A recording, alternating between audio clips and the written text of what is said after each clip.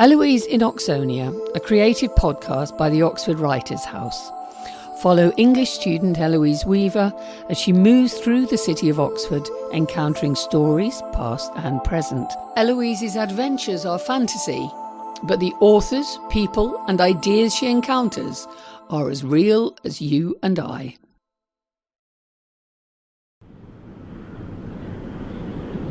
A light dusting of snow settles on the city of the dreaming spires.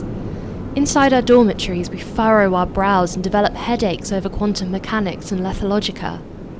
Snowflakes, crystals of the sky, each one unique, semi-permanent, complex, chisel precise pathways through the air, like synapses mapping out their natural connective network through a brain. I watch the sparkling snow dust flit to the ground. I have been struggling to define the feeling of this deep, dead winter study period. Piercing, glacial, biting, relentless. The inability to recall the precise word for something. All things are words of some strange tongue. Jorge Luis Borges. The first person you see after leaving your house, one who always wants to know what's going on, to make money by any means possible. A surgical sponge accidentally left inside a patient's body, given to incessant or idiotic laughter, an incestuous desire for one's sister, the act of mentally undressing someone, one who speaks or offers opinions on matters beyond their knowledge, a secret meeting of people who are hatching a plot, the act of beating or whipping schoolchildren, the categorization of something that is useless or trivial, belching with the taste of undigested meat, one who is addicted to abusive speech, the use of foul or abusive language to relieve stress or ease pain, the condition of one who is only amorous when the lights are out, to blind by putting a hot copper basin near someone's eyes, the act of opening a bottle with a sabre, the habit of dropping in at meal times, the act of killing every 20th person, one who eats frogs, the low rumbling of distant thunder, someone who hates practicing the piano, the practice of writing on one side of the paper, a horse's attempt to remove its rider, the collective hisses of a disapproving audience, the sensation that someone is mentally undressing you, the act of self-castration, being likely to make a mistake, one who fakes a smile as on television, counting using one's fingers, the act or attitude of lying down, the smell of rain on dry ground, the space between two windows.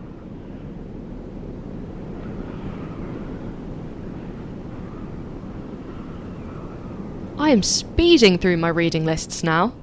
I can read nearly 500 pages a day, sometimes skimming, sometimes obsessing over a single passage. Professor Mead has been assigned to be my college advisor. My papers are moving away from Dante and entering a different sort of inferno. The 19th century, no less fraught by contradictions and literary complexities. My newest tutorials are with Dr. Medley, a jolly graduate student with a receding hairline and terrible body odour. Together we are considering the plight of the romantic, who pits themselves against the inevitable influx of modernity. As a distraction from the Romanticism paper, I visit the JCR to see if anyone has left any notes in my pitch. Today there is a vanilla-coloured calling card from Professor Mead. She writes in simple cursive, inviting me for a wellness check, at the MCR of all places, this afternoon. I thought I wasn't allowed in the MCR. I pass Omari on the way out of the lodge and ask him if I have to go. He looks at me with genuine concern. "Yes, you do have to go," he says. "You absolutely do have to go, Eloise. Of course you do." Is there a reason why you do not want to go? Truthfully, I do not want to see Professor Mead anymore. I'm tired of her prying and poking. It does my head in. Of course, I can't say this. All right, I tell Omari, I'll go. He beams down at me with fatherly care. He says it's a wonderful opportunity. The college is committed to developing the whole student, not just our intellect. Wellness requires community. Right, I say, of course. I'll go. Omari is worried because he caught us all out the other night after the pub crawl. I do not remember what I said to him, but it must have scared him enough to alert Professor Mead that it was time for a mental health check. I wonder if anyone ever made Oscar Wilde attend a wellness meeting. Oscar Wilde read English at Magdalen College. He came here in 1874 at the age of 19, eventually obtaining a double first-class degree and winning the Newdigate Prize for the best composition in English verse in 1878. In his early prize-winning poem, he describes, "The winter, cold and drear, so runs the perfect cycle of the year, and so from youth to manhood do we go, and fall to weary days and locks of snow. Love only knows no winter, never dies, nor cares for frowning storms or leaden skies, and mine for thee shall never pass away, though my weak lips may falter in my lay."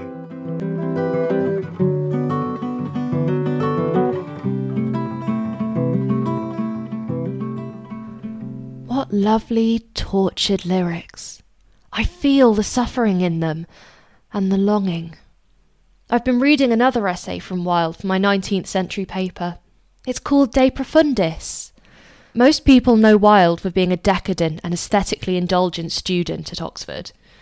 But critics seem to forget that he was also tortured in his life, a social target and outcast. Wilde's writing celebrates both pleasure and pain. In De Profundis, after he was imprisoned for homosexuality, he considers the relationship between pleasure and suffering carefully. "The two great turning points of my life were when my father sent me to Oxford and when society sent me to prison." At Oxford, Wilde avoided suffering, but in jail he was visited by unavoidable shadows. I remember during my first term at Oxford reading how Dante places low in the Inferno those who willfully live in sadness, and going to the college library and turning to the passage in the Divine Comedy where beneath the dreary marsh lie those who were sullen in the sweet air.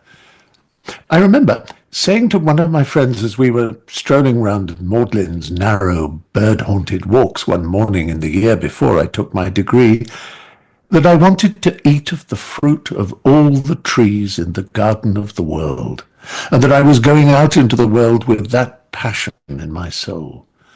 And so indeed I went out, and so I lived. My only mistake was that I confined myself so exclusively to the trees of what seemed to me the sunlit side of the garden, and shunned the other side for its shadow and its gloom. Failure, disgrace, poverty, sorrow, despair, suffering, tears even, the broken words that come from lips in pain, all these were things of which I was afraid. And as I had determined to know nothing of them, I was forced to taste each of them in turn, to feed on them, to have for a season, indeed, no other food at all. What would the experts say about these mournful lines? Hello, my name is Stephen Fry. I'm a writer and an actor, performer, I don't know what I'd call myself, an entertainer, a browser in life's garden. Unlike Oscar, I haven't tasted every fruit of every tree in that garden, but I've tasted a few. And I first encountered the work of Oscar in a most extraordinary way, really, all the way back to my childhood. I was about 10 and 11. I was watching television on a rainy day, small black and white television, and I turned it on, and it was the first half hour had already gone of a play, a film of a play. I didn't know what it was. I knew it wasn't Shakespeare. I was only about 10 or 11, but I knew it was something extraordinary because of the language. I had never, ever heard people speaking like that. At one point, a young man knelt in front of a beautiful young girl and said, "I hope I shall not offend you if I state quite openly and frankly that you seem to me to be in every way the visible personification of absolute perfection." And it was as if I'd been struck by a sandbag. I just didn't know language could do that it could so seduce and beguile and dazzle, that it was like music and painting, this thing that we used for pass the mustard, shut up, I hate you, go away, where's the toilet? That same thing could come up with phrases like that. Anyway, it finished and I ran to my mother and I said, "Mummy, mummy, mummy, I hope I shall not offend you if I state quite openly and frankly that you seem to me to be in every way the visible personification of absolute perfection." She said, "What are you talking about?" And I explained that I'd seen this thing. And she said, "Oh, that was the importance of being earnest." And indeed it was. It was the Anthony Asquith film with the wonderful Michael Redgrave and Michael Dennison, who was the one who said that line as Algernon, and of course, famously Edith Evans as Aunt Augusta, Lady Bracknell. Well, anyway, I went to the library, the mobile library, because we were in the middle of the country, came to us, and I read and learnt the importance off by heart and read the other ones. Ideal Husband, A Woman of No Importance, Lady Vandermeer's Wind, as we called it. And I fell in love with him. And then I discovered about his life, which as I got a little older, filled me with terror and horror and worry, concern, anxiety, because I knew that I shared what the word that Oscar uses in De Profundis is, I shared his nature, what we now call sexuality, of course.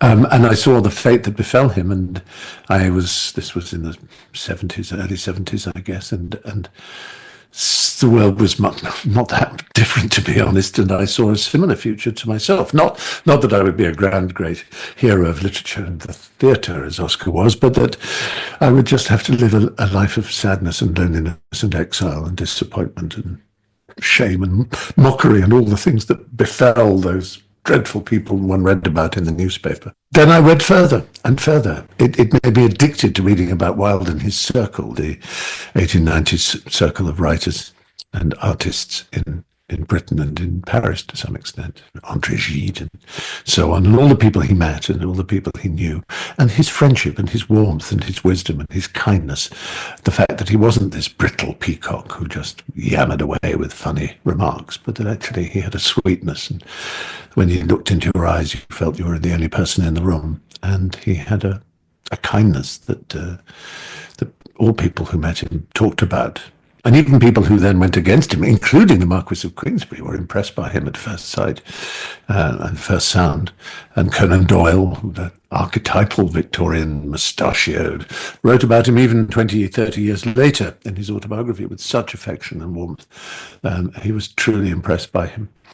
Anyway, one could go on forever because I have devoted my life to some... No, not devoted my life, that isn't true. But I have, all through my life, tried to read as much as I can as each new biography of a figure close to Wilde came out, and thought about him. And I've had the privilege of knowing Merlin Holland, his grandson, and others in the Wildean world, if you like.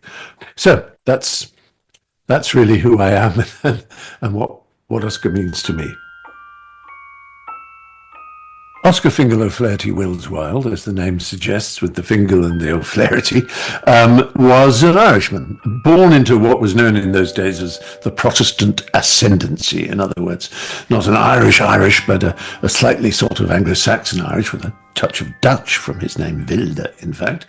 His father was an ophthalmic optician, a surgeon, an eye surgeon. Technically, he was the royal eye surgeon. Should Queen Victoria have ever found herself in Dublin with a cataract or a stye or conjunctivitis or something, he would have been, Sir William Wilde would have been the man to see to her. As it was, he was a figure of some stature and note as a folklorist and collector, and such a figure in Irish society, although interestingly and proleptically, you might say, there was a sexual scandal about the possibility that he may have interfered with a patient under the ether or in some other circumstance, and there was a trial. His mother was a remarkable woman. She was known as Speranza, the hopeful one, and she, like the more famous Lady Maud Gregory, I suppose, and others in the ascendancy, was very much on the side of Catholic Ireland and the independence of the country from Britain. It was part of Britain, and usually some aristocrat was sent to govern it. And the movement for independence was growing, and was to grow, of course, over the next 30 years enormously. So that's the island he grew up in. He went to a famous private school there, and then he went to Trinity College, Dublin, and was clearly brilliant, a brilliant classicist. And he arrived at Oxford already showered with a reputation as a very, very coming young man.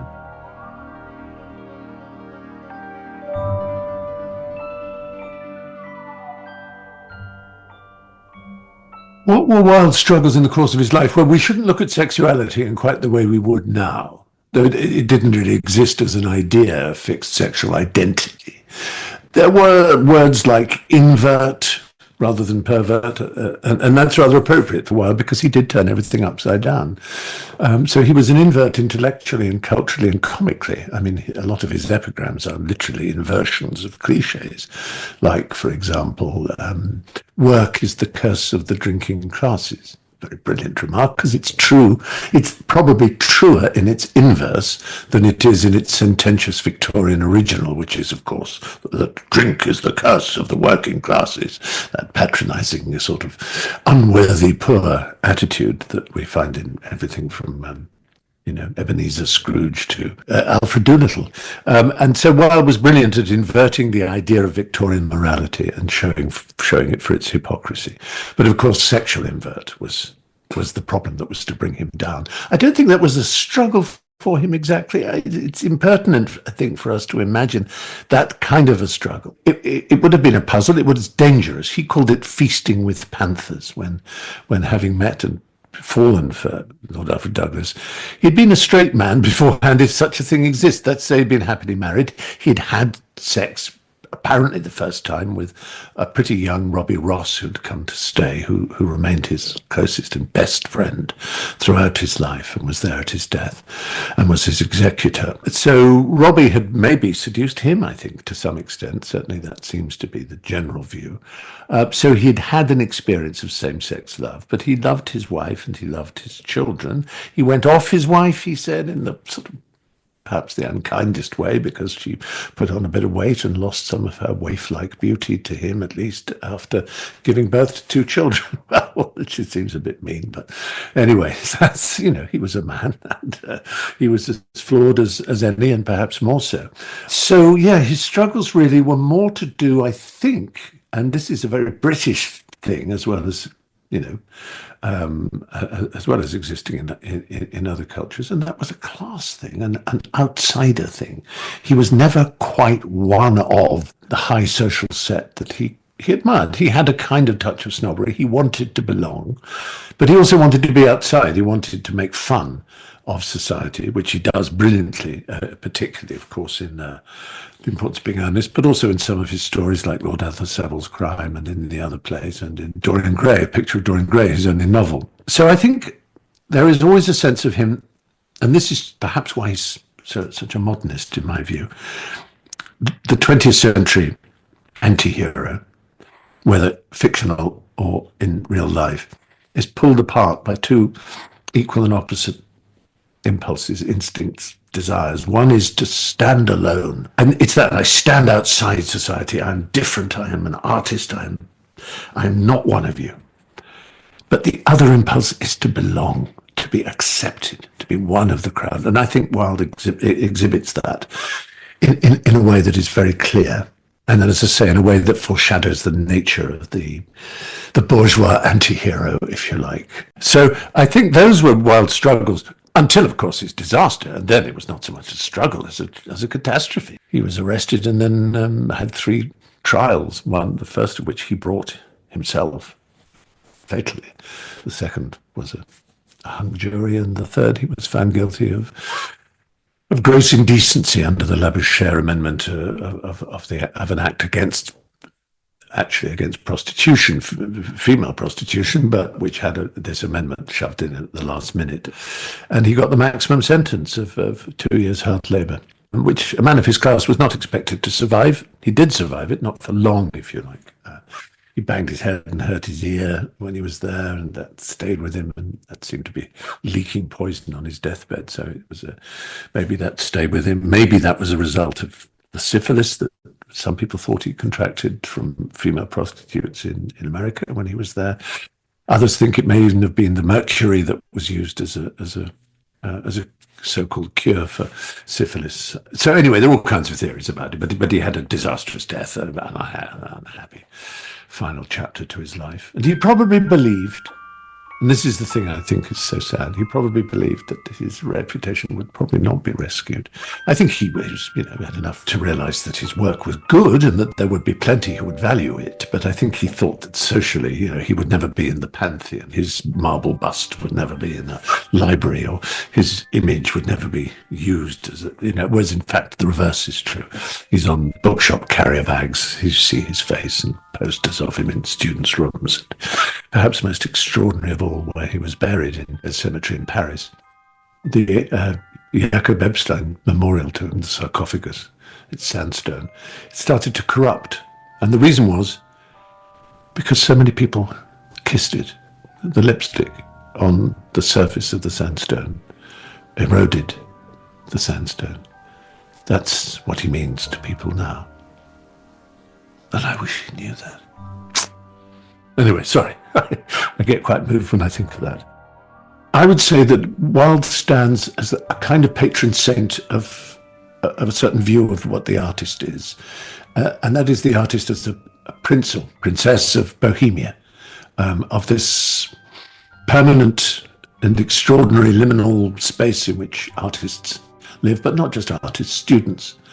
The permanent student, the artist, the one who lives what Wilde called the dynamic life, or the artistic life. That is to say, he said that if you know what you want to be, a grocer, a general, a judge, a teacher, whatever it might be, you will become it.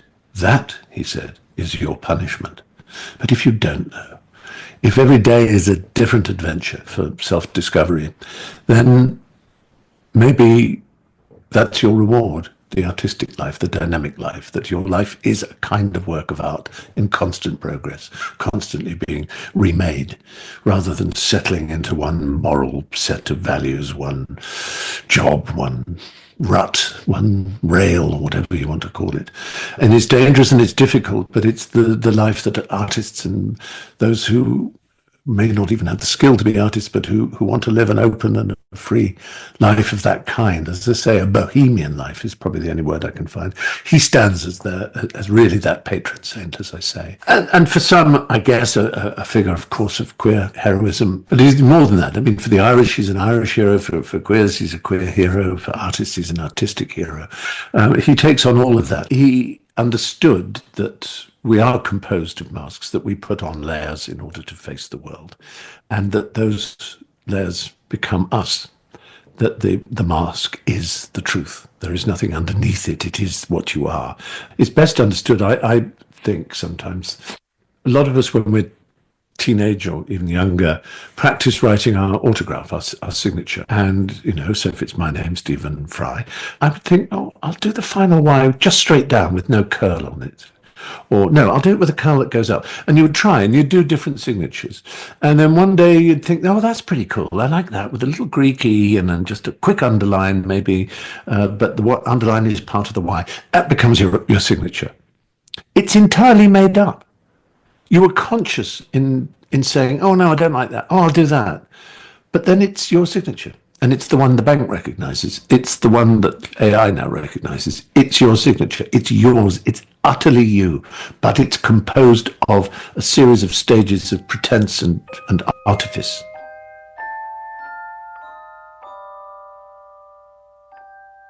There is something messianic about it, and I don't mean to offend Christians by saying this, but the parallels are not small. And he himself was very interested in the idea of the Christ as a figure. I don't, not quite in the religious way that priests and bishops and prelates would wish, but in an important way. He had friends. He had disciples. They really were disciples. They followed him and they wanted to learn from him. And some of them fell away. Some of them betrayed him. Some of them, when the cock crew, like St. Peter, just didn't know him. Others remarkably stayed with him bravely, given the level of hatred that was addressed to him.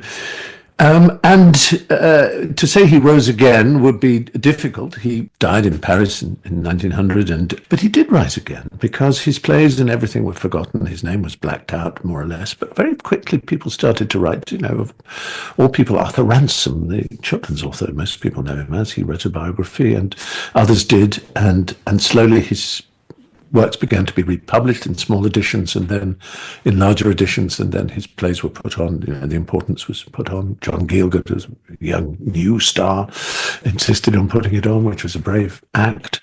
So I always compare him to that extraordinary experience of driving down Fifth Avenue at 2 a.m. in New York. And you may think, what are you talking about, Stephen? Well, if you're lucky and you say you're in a cab, what happens is the lights, as you go down Fifth Avenue from uptown to downtown, if you get a row of green lights, you can go really fast. Now, when you go past 33rd Street, 33rd and 34th Street, the city block is taken up by the Empire State Building. And when you're new to New York, you look out of the back of the vehicle to see it in all its splendor. But of course, the nearer buildings to it block its view. Even though they're much smaller than it, it's that effect you get that they're blocking it. But as you move down through the green lights, you get this amazing effect, like a rocket launching, as it gets taller and taller and taller, and the pygmy buildings are revealed as small as they are, and it is revealed in all its height. And as we've gone through the 20th century, that happened to Oscar. He was sort of crowded out by much lesser figures because of his scandal. But as each decade passed, he just grew and grew and grew. And he's huge in Japan and Romania and South America. He stands for something, and it's terribly important. And what I sometimes do when I go to schools and I'm asked about Oscar is I can't help it. It is copyright, but it's worth it. It's short. It's a short thing I read. It's just the last paragraph, the last few lines of Richard Ellman's biography. I think they're so beautiful. I can barely ever read them without slightly wanting to sob. And this says it better than I can. We inherit his struggle to achieve supreme fictions in art, to associate art with social change, to bring together individual and social impulse, to save what is eccentric and singular from being sanitized and standardized, to replace a morality of severity by one of sympathy. He belongs to our world more than to Victoria's. Now, beyond the reach of scandal, his best writings validated by time, he comes before us, still a towering figure, laughing and weeping with parables and paradoxes, so generous, so amusing, and so right. Sorry, my voice wobbled there, but you can see why. Isn't that a magnificent piece of writing that absolutely captures what I've been trying to say? And Ellman deserves all that praise for his masterpiece, which was sort of unfinished, but his daughter Lucy did a fantastic job in finishing it. And still, I think, although there have been some good ones since, still, I think, despite the errors that were in because he didn't get a chance to finish it, it says it all in that paragraph. It belongs to our age more than to Victoria's. I will not shun shadow and gloom.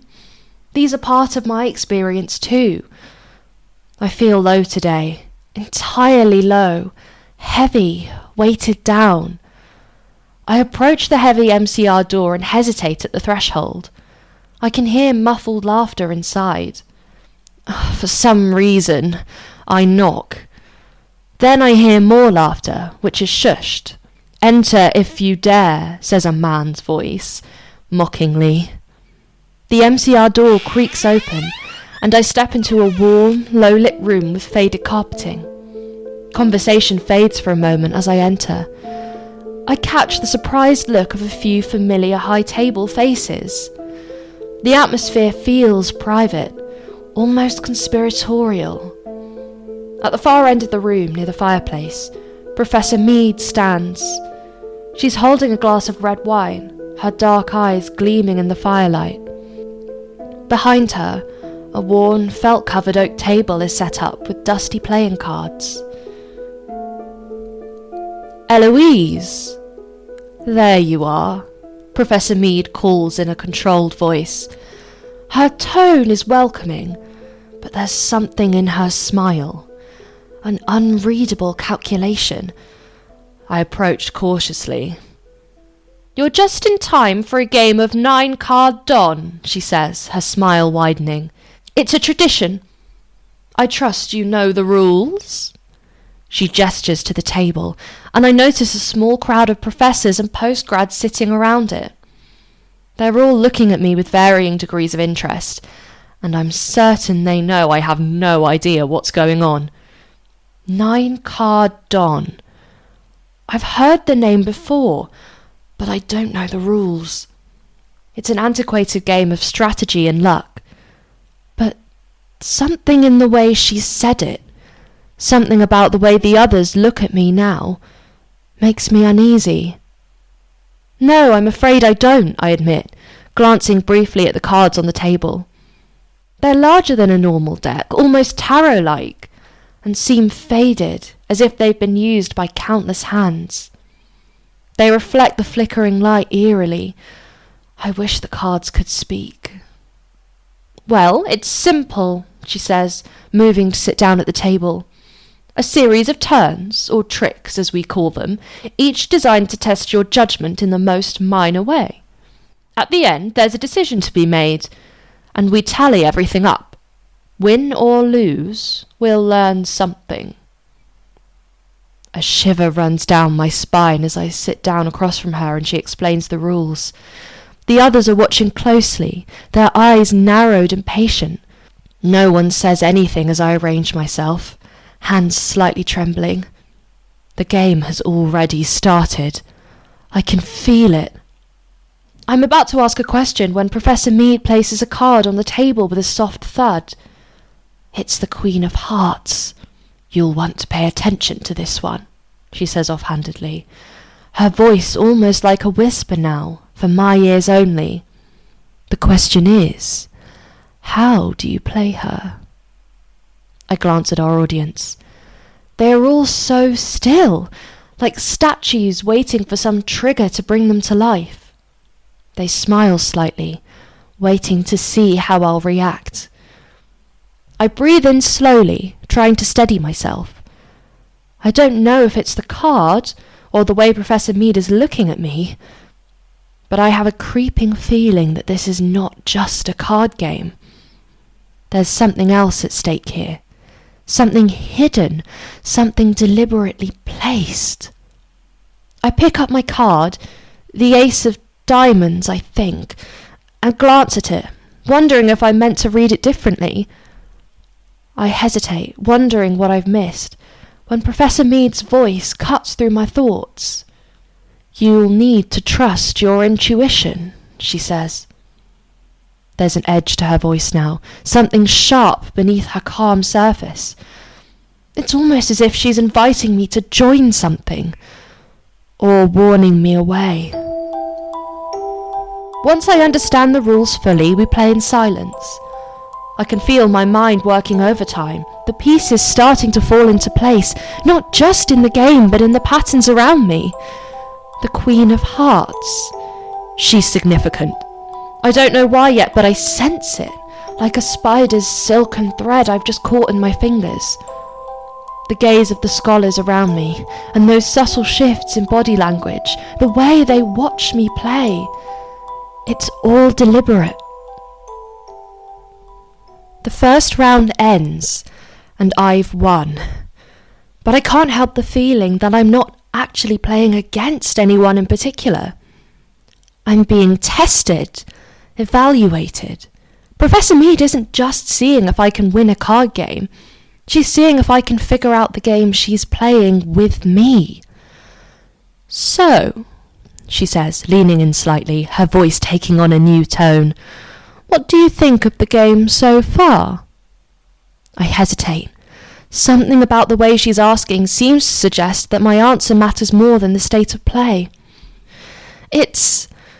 I pause, feeling the weight of the Queen of Hearts staring back at me from the centre of the table. It's about knowing who to trust. Professor Mead raises an eyebrow. "Go on," she encourages. I glance at the others, noticing how they subtly shift in their seats, their eyes momentarily flicking between each other.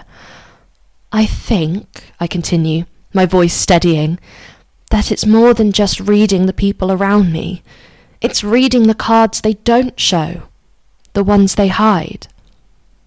A flicker of something, amusement, perhaps, crosses Professor Mead's face, but it's gone almost immediately, replaced by that unreadable calm. When she speaks, it is as if she is talking to herself. "The head is one thing, but the heart has reasons of its own, as they say." "Well said, Eloise," she replies. "You are clearly of sound mind. I'm not sure why Amari sent you in here. You seem completely fine to me." Tension in the room thickens, and I can't shake the feeling that I've just crossed some invisible line. I'm no longer just a student in a game. I'm part of something bigger. Something is unfolding around me, just beyond my grasp, until now. The game isn't just about cards. It's about secrets, and I've been handed a clue.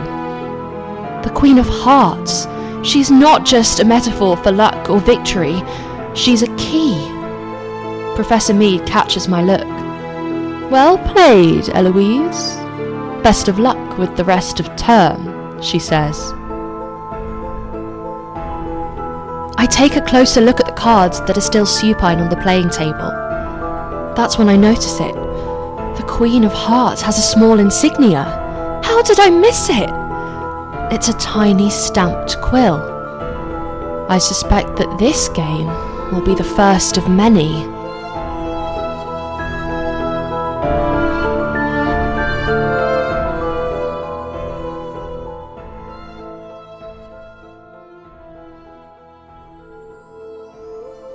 Episode 7 of Eloise Noxonia was produced by Sid Walter and written by Dr. April Power, and features original readings by Sir Stephen Fry and Judith Bunting. Ollie Hazard reads his own original poetry, and Stephen Fry reads the work of Oscar Wilde, as well as giving his own expertise. Special thanks go to the National Poetry Archive for their support.